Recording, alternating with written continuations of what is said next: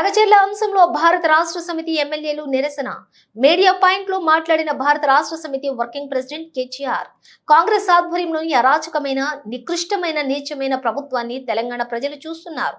తమ భూమిని తాము కాపాడుకునేందుకు తమ భూమిని ప్రభుత్వం గుంజుకుంటే ఇయ్యమని చెప్పినందుకు చేయని తప్పులకు లగచర్ల గ్రామానికి చెందిన గిరిజన, దళిత, బలహీన వర్గాల రైతులు గత 30 రోజులుగా పైగా జైళ్లలో పెట్టించి ఈ ప్రభుత్వం అయితే తమ భూములు ఇవ్వమని చెప్పినందుకు అక్రమంగా కేసులు పెట్టడంతో పాటుగా 3rd డిగ్రీ టార్చర్ కూడా చేసింది.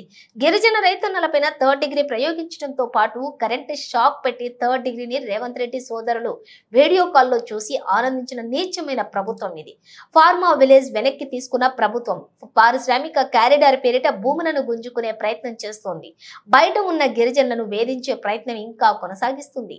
గిరిజన రైతన్నల కుటుంబాలను కూడా పోలీసులు వేధిస్తున్నారు.